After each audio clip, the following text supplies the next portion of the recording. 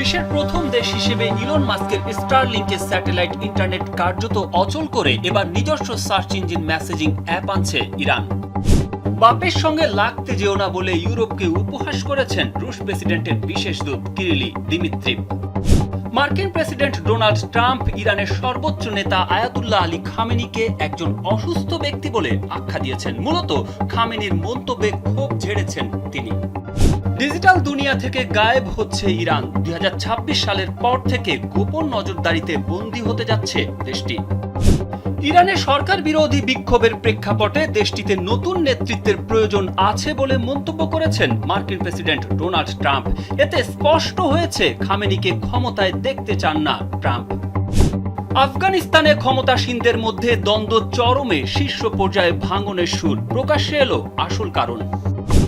পৃথিবী ছেড়ে এবার মঙ্গলে মানুষের রাজত্ব। প্রশ্ন উঠছে, তবে কি মানব জাতির ভবিষ্যৎ বদলে দেবে ইলন মাস্ক? আমেরিকার দুয়ারে তালা, বন্ধ থাকছে আমেরিকার অ্যাসাইলাম। তবে বন্ধ থাকার মেয়াদ জানালেন ট্রাম্প। ইরানের সুপ্রিম লিডার আয়াতুল্লাহ আলী খামেনির ওপর যে কোনো ধরনের হামলা যুদ্ধ ঘোষণার শামিল হবে বলে হুঁশিয়ারি দিয়েছেন দেশটির প্রেসিডেন্ট মাসুদ পেজেশকিয়ান। রোববার যুক্তরাষ্ট্রের প্রেসিডেন্ট ডোনাল্ড ট্রাম্প পলিটিকোকে দেয়া এক সাক্ষাৎকারে বলেন, ইরানের নেতৃত্বে পরিবর্তন আনার সময় এসেছে। এর মাধ্যমে খামেনিকে হত্যা বা তাকে ক্ষমতাচ্যুত করার ইঙ্গিত দিয়েছে ট্রাম্প। এরই পাল্টা সতর্কতা দেন মাসুদ পেজেশকিয়ান। মাইক্রোব্লগিং সাইট এক্সে তিনি লিখেন, আমাদের গ্রেট লিডারের ওপর হামলা ইরানের জনগণের বিরুদ্ধে যুদ্ধ ঘোষণা শামিল। দেশটির সাধারণ মানুষ যে অর্থনৈতিক দুরবস্থার মধ্য দিয়ে যাচ্ছেন তার জন্য যুক্তরাষ্ট্র ও পশ্চিমা দেশগুলো নিষেধাজ্ঞাকে দায়ী করেন তিনি। তার ভাষায়, দীর্ঘদিনের শত্রুতা ও অমানবিক নিষেধাজ্ঞাই ইরানিদের বর্তমান আর্থিক কষ্টের প্রধান কারণ। এদিকে একই সাক্ষাৎকারে খামেনির সমালোচনা করে ট্রাম্প বলেন, তিনি একজন অসুস্থ মানুষ, যিনি দেশ সঠিকভাবে চালাচ্ছেন না, তার দমন পীড়ন বন্ধ করা উচিত। জীবনযাত্রার ব্যয় নিয়ে গত 28 ডিসেম্বর ইরানে বিক্ষোভ শুরু হয়, যা জানুয়ারিতে সহিংস রূপ নেয়। নিরাপত্তা বাহিনীর অভিযানে হাজারো মানুষ নিহত হওয়ার তথ্য দিয়েছে সরকারি সূত্র। এসবের জন্য ট্রাম্পের উস্কানিকে দায়ী করছেন খামেনি, কারণ বিক্ষোভে ব্যাপক উস্কানি দিয়েছিলেন তিনি। বিশ্বের প্রথম দেশ হিসেবে মার্কিন ধনকুবের ইলন মাস্কের স্টারলিংকের স্যাটেলাইট ইন্টারনেট কার্যত অচল করে দেওয়ার পর এবার নিজস্ব সার্চ ইঞ্জিন থেকে শুরু করে মেসেজিং অ্যাপ আনছে মধ্যপ্রাচ্যের শক্তিশালী দেশ ইরান। এ বিষয়ে ইন্টারনেট সেন্সরশিপ কার্যত পর্যবেক্ষণকারী সংস্থা ফিল্টার ওয়াচের প্রধান আমির রশিদি বলেন, ইরানের নতুন এই ব্যবস্থায় শুধুমাত্র নিরাপত্তা ছাড়পত্র প্রাপ্ত বা সরকারি যাচাই প্রক্রিয়ায় উত্তীর্ণ ব্যক্তিরাই সীমিত ও ফিল্টার করা বৈশ্বিক ইন্টারনেট ব্যবহারের সুযোগ পাবেন। সাধারণ নাগরিকদের জন্য থাকবে কেবল একটি জাতীয় ইন্টারনেট, যা সম্পূর্ণভাবে দেশীয় প্রযুক্তির হবে এবং বৈশ্বিক নেটওয়ার্ক থেকে বিচ্ছিন্ন থাকবে। এই জাতীয় ইন্টারনেট মূলত একটি সমান্তরাল ডিজিটাল অবকাঠামো, যা সরকারের পূর্ণ নিয়ন্ত্রণে থাকবে। এর আওতায় থাকবে শুধু সরকার অনুমোদিত search engine, messaging app, navigation সেবা এবং দেশীয় স্ট্রিমিং প্ল্যাটফর্ম, যাকে অনেকেই ইরানি নেটফ্লিক্স হিসেবে বর্ণনা করছেন। ব্রিটিশ সংবাদ সংস্থা দ্য গার্ডিয়ান জানিয়েছে, ইরান সরকার স্থায়ীভাবে বৈশ্বিক ইন্টারনেট থেকে বেরিয়ে আসার পরিকল্পনা করছে। দেশটিতে ভবিষ্যতে আন্তর্জাতিক ইন্টারনেট আর নাগরিক অধিকার হিসেবে গণ্য হবে না। তবে এই অধিকার নিশ্চিতে বিকল্প পথে হাঁটছে তেহরান। নিজস্ব প্রযুক্তির ইন্টারনেট সুবিধা আনছে তারা। 2026 সালের পর আন্তর্জাতিক ইন্টারনেটের মতো আর অবাধ ইন্টারনেট ফেরানো হবে না খামেনির দেশে।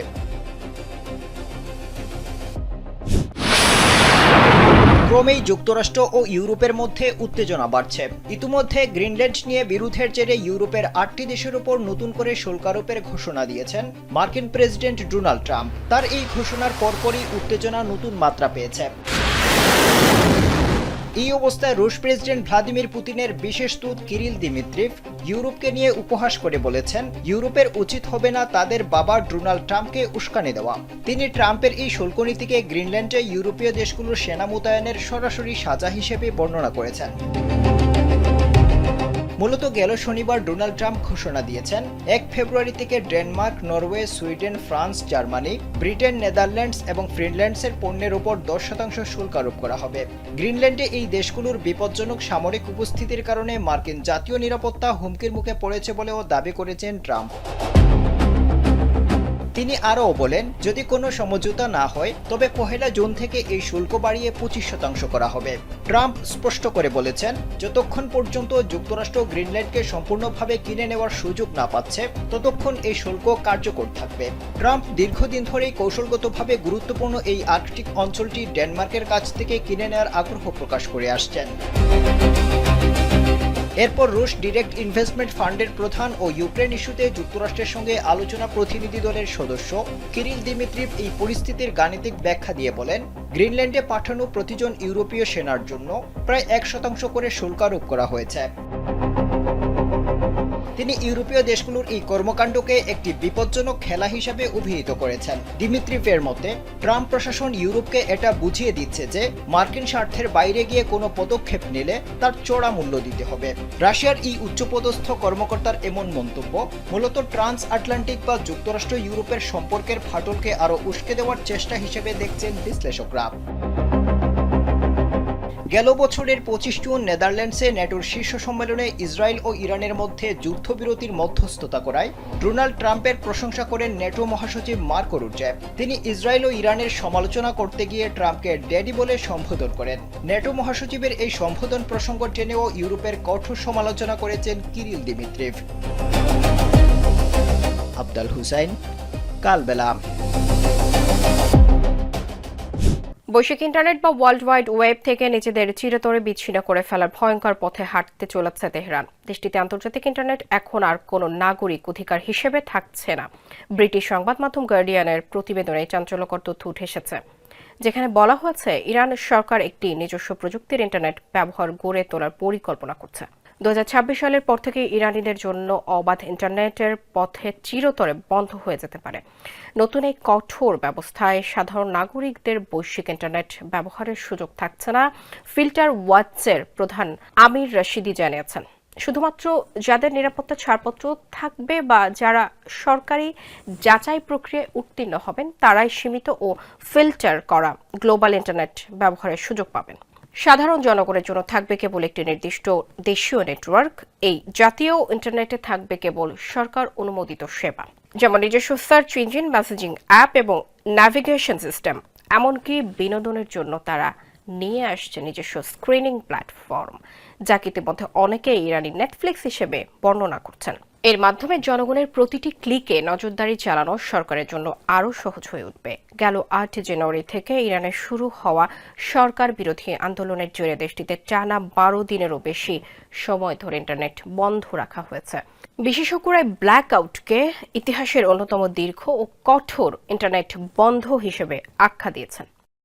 মানুষ কি কেবল পৃথিবীর বাসিন্দাই হয়ে থাকবে, নাকি ছড়িয়ে পড়বে মহাবিশ্বের এক প্রান্ত থেকে অন্য প্রান্তে? এ উত্তর দিতেই কোমর বেঁধে নেমেছেন স্পেসএক্স ও টেসলার কর্ণধার ইলন মাস্ক। সম্প্রতি সামাজিক যোগাযোগ মাধ্যম এক্সে এমনই একটি পোস্ট করেছেন তিনি, যেখানে তিনি স্পষ্ট করে লিখেছেন, the path to the stars is the moon and Mars, অর্থাৎ নক্ষত্রে পৌঁছানোর পথ হলো চাঁদ এবং মঙ্গল। ইলন মাস্কের পরিকল্পনা কেবল চাঁদে বা মহাকাশে ঘুরে আসা নয়, বরং লাল গ্রহ মঙ্গলে মানুষের জন্য একটি স্বনির্ভর কেন্দ্র তৈরি করা। মাস্ক মনে করেন, মানুষ যদি শুধু একটি গ্রহেই সীমাবদ্ধ থাকে তবে প্রাকৃতিক দুর্যোগ বা যুদ্ধের ফলে মানবজাতি বিলুপ্ত হয়ে যাওয়ার ঝুঁকি থাকে। কিন্তু মানুষ যদি মঙ্গল গ্রহে স্থায়ীভাবে বসবাস শুরু করে তবে এই ঝুঁকি চিরতরে কমে যাবে। সেখানে পানি, জ্বালানি এবং স্থায়ী বাসস্থান তৈরি করে মানুষের জন্য বাসযোগ্য পরিবেশ গড়া হবে।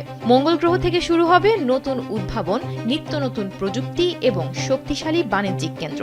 এ কারণে মহাকাশ ভ্রমণের আকাশচুম্বী খরচ কমিয়ে মানুষের সাধ্যের মধ্যে আনতেই তৈরি হয়েছে স্টারশিপ। এই বিশাল রকেটটি একসাথে 100 জন মানুষ এবং তাদের প্রয়োজনীয় বিপুল সরঞ্জাম নিয়ে পাড়ি দিতে পারবে অসীম শূন্যতায়। ইরানে যখন সরকার বিরোধী বিক্ষোভ তুঙ্গে, ঠিক তখনই প্রতিবেশী দেশ আফগানিস্তান থেকে ভেসে এসেছে আরও এক চাঞ্চল্যকর খবর। যে তালেবান গোষ্ঠী একতার দোহাই দিয়ে ক্ষমতা দখল করেছিল, সেই দুর্গের ভেতরই এখন ফাটলের জোরালো ইঙ্গিত। বাইরের কোনো শত্রু নয়, বরং নিজেদের ভেতরে শুরু হয়েছে বিভাজনের গুঞ্জন। শীর্ষ নেতার ফাঁস হওয়া অডিও বার্তা আর দেশ জুড়ে রহস্যময় ইন্টারনেট ব্ল্যাকআউট, সব মিলিয়ে এক চরম অনিশ্চয়তার মুখে দাঁড়িয়ে আফগানিস্তান। ব্রিটিশ সংবাদ মাধ্যম বিবিসির হাতে আসা তালেবান সুপ্রিম লিডার হিবাতুল্লাহ আখুনজাদার একটি ফাঁস হওয়া অডিও বার্তা পুরো বিশ্বে শোরগোল ফেলে দিয়েছে। 2025 সালের জানুয়ারিতে কান্দাহারের একটি মাদ্রাসায় দেয়া ওই বক্তব্যে হিবাতুল্লাহ অত্যন্ত উদ্বেগের সাথে বলেন, সরকারের ভেতরের কর্মকর্তাদের পারস্পরিক বিরোধী একদিন পুরো শাসন ব্যবস্থাকে শেষ করে দেবে। তার মতে এই অভ্যন্তরীণ বিভাজনই আমিরাত ভেঙে পড়ার মূল কারণ হয়ে দাঁড়াবে। বিশ্লেষকরা বলছেন এই দ্বন্দ্ব মূলত দুই পক্ষের আদর্শিক লড়াই, দুই দলের দুই ভিন্ন মতবাদ। একদিকে কান্দাহার কেন্দ্রিক কট্টর ধর্মীয় নেতৃত্ব, অন্যদিকে কাবুলে অবস্থানরত অপেক্ষাকৃত বাস্তববাদী প্রশাসনিক গোষ্ঠী। বিশেষ করে নারীদের শিক্ষা, আন্তর্জাতিক সাহায্য গ্রহণ এবং অর্থনৈতিক নীতি দিয়ে এই দুই পক্ষের অবস্থান এখন সম্পূর্ণ বিপরীতমুখী। আর ওদিকে নিজেদের এই গৃহবিবাদের খবর যেন সাধারণ মানুষের মধ্যে ছড়িয়ে না পড়ে, সেজন্যই আফগানিস্তানে ইন্টারনেট ও যোগাযোগ ব্যবস্থায় নজিরবিহীন কড়াকড়ি আরোপ করা হয়েছে। সাম্প্রতিক সময়ে আফগানিস্তানের বিভিন্ন অঞ্চলে বারবার ইন্টারনেট সংযোগ বিচ্ছিন্ন হওয়া বা এর গতি কমিয়ে দেওয়ার অভিযোগ উঠেছে। মূলত স্পর্শকাতর রাজনৈতিক সিদ্ধান্ত এবং শীর্ষ নেতাদের দ্বন্দ্ব নিয়ে জনমনে বিভ্রান্তি ঠেকাতে এই কমিউনিকেশন ব্ল্যাকআউটের পথ বেছে নিয়েছে তালেবান প্রশাসন। সুমনা মুস্তফা, কালবেলা।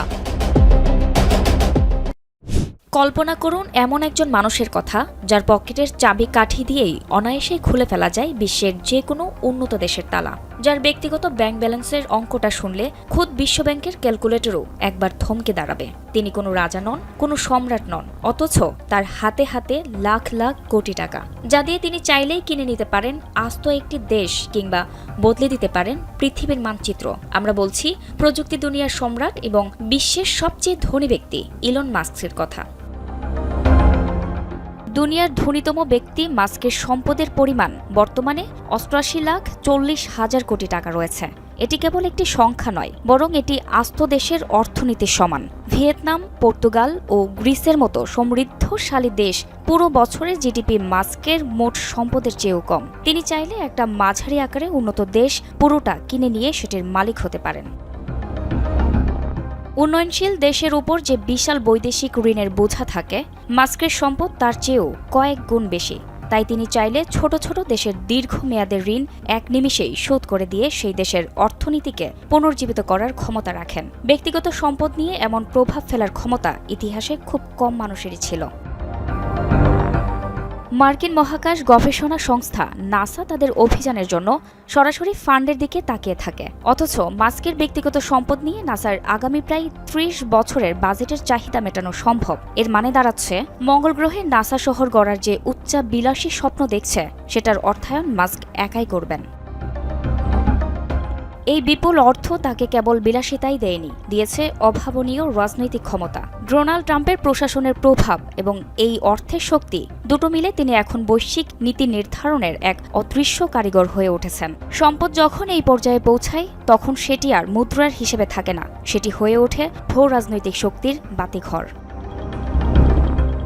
জান্নাতুল ফেরদৌস, কালবেলা।